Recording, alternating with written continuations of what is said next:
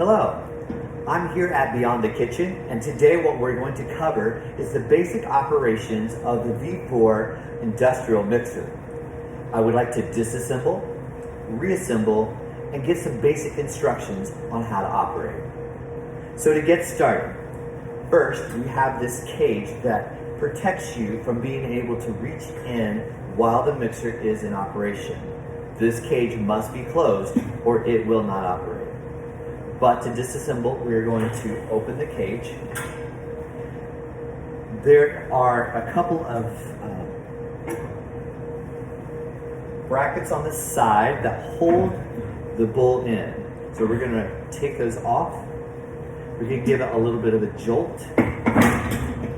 And then there is a pin that's in the back of this, down lower, that we have to pull it out.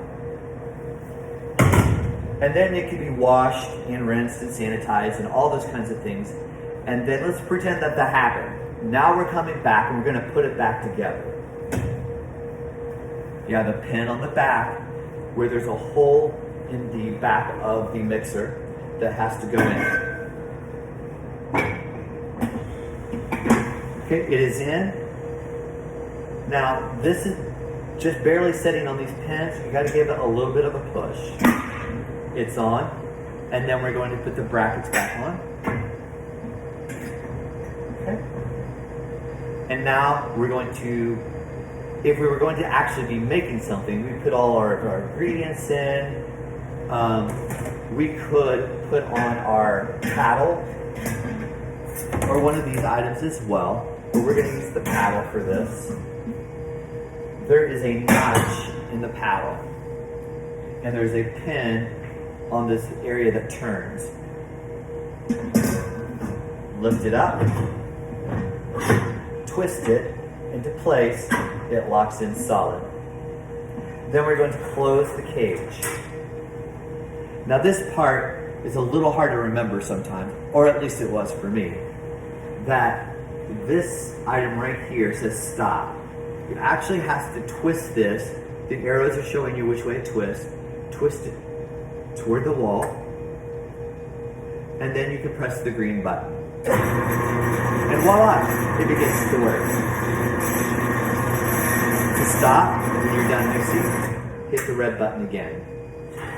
Open the cage, and then you can take off the paddle, take off the bowl, and then you can begin to get your product out. Now, one other thing. There is a timer on the back. This will mix for as long as you set the timer for. If it's set at 0, you can turn this on and hit this button all day long and it won't work. You have to have some kind of time limit set on that. So, those are some basic operations. Oh, one other thing. If you want the paddle to go deep enough to get to the bottom of the bowl, there's a crank. And you crank it until it gets to the bottom. And remember, when you want to take the paddle off, because it's so close to the bottom, you're going to have to go the opposite way to be able to take the paddle off, or it won't come out. So, those are some basic things. You can also look up some other YouTubes of things that this piece of equipment can do, but happy baking.